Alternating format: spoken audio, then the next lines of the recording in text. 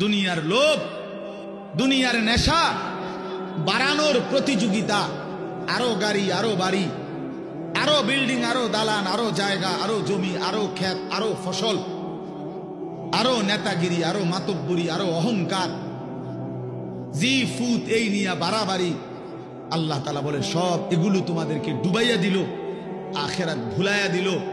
হাত্তা জুরতুমুল মাকাবির, এভাবেই একদিন কবরেই পৌঁছে গেলাম। একদিন তো কবরেই পৌঁছে গেলা। কাল্লা সাউফা তা'লামুন, আল্লাহ বলে সাবধান বান্দা, এই কবরে আসলেই তুমি জানতে পারবা তোমার নাফরমানির শাস্তি কি। সুম্মা কাল্লা সাউফা তা'লামুন, আবারও জানতে পারবা হাসরের ময়দানে জাহান্নামের শাস্তি দিয়া তোমার নাফরমানির পরিণতি কি। দুইবার বলছেন আল্লাহ, একবার বলছে কবরে জানতে পারবা তোমার নাফরমানির শাস্তি কি, আরেকবার জাহান্নামে জানতে পারবা হাসরে তোমার নাফরমানির শাস্তি কি। সামান্য কয়টা বুট বেচতে বেচতে বেচারা এক ওয়াক্ত নামাজ পড়ে না, কদ্দুর চা বেচে, দুইটা বন বেচে, বেচারা এক ওয়াক্ত নামাজ পড়ে না। একটা অটো চালায়, নামাজ পড়ে না। একটা সিএনজি চালায়, নামাজ পড়ে না। 12,000 14,000 টাকার একটা বেতন, এই কদ্দুর চাকরি করে, এটুকুর জন্য একটা নামাজ, একটা সেজদা দেয় না আল্লাহকে। হায় রে নাফরমান, কি পাইয়া আল্লাহ রে ভুলে গেল। এই একটা বুটমুড়ির দোকান, একটা বন বিড়ির দোকান, একটা অটো, একটা সিএনজি, 12,000 14,000 20,000 টাকার একটা সামান্য চাকরি, এই সামান্য এটুকুর জন্য আল্লাহকে ছেড়ে দিলেন, আখিরাতকে ভুলে গেলেন।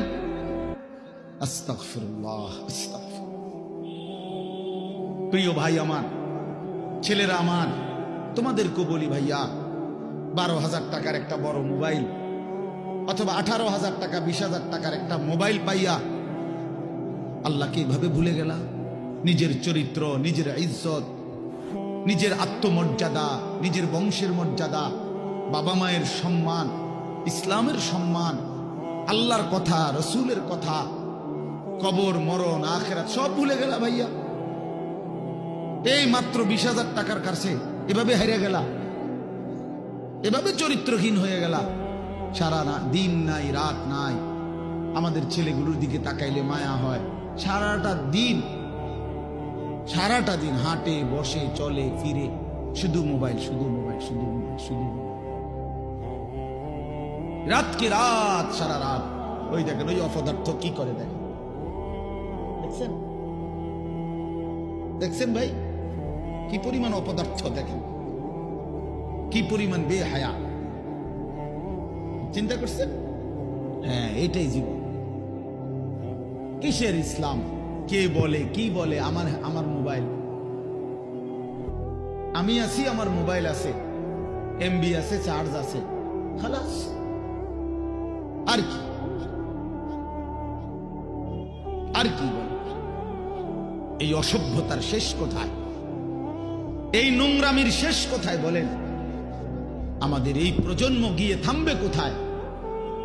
12 বছর 14 বছরের ছেলে যদি দিন রাত এভাবে মোবাইল ব্যবহার করে, তার ভবিষ্যৎ কি?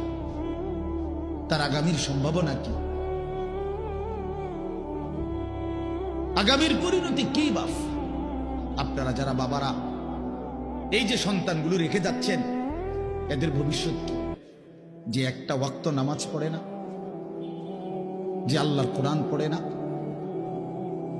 আল্লাহ আমাদেরকে বুঝ দান করেন, আল্লাহ আমাদের দিল দান করেন, আল্লাহ তাআলা আমাদেরকে ফিকির দান করেন। আমার ভাই, আমার বাবা, আমার তাইলে মূল বক্তব্য হলো, আমাদের জিন্দেগির একটা মূল বিষয়, আমরা মুসলমান হিসাবে আমাদের মৌলিক দায়িত্বই হলো দুইটা জিনিস। একটা হলো গুনাহ বর্জন, আরেকটা হলো আল্লাহ তাআলার হুকুম পালন। এটাই আমগো জিন্দেগি। ভাল লাগলেও এটাই কাম, ভালো না লাগলেও এটা কাম। মন মতো হইলেও এটাই জীবন, মন মতো না হইলেও এটা জীবন। কথা বুঝেন না? নামাজ আমারে পড়তেই হবে। এবার যত কষ্টই লাগুক, যত ক্লান্তি লাগুক, আমাকে পড়তেই হবে। সুদ ঘুষ মিথ্যা হারাম রোজগার আমার ছাড়তেই হবে। এবার আমার সামনে বাকি সবাই লক্ষ কোটি টাকার মিলিয়ন মিলিয়ন টাকার মালিক হয়ে যাক, কিন্তু আমার যেহেতু অনুমতি নাই, আমি এটা যাওয়া যাবে না। এটাই মুসলমান।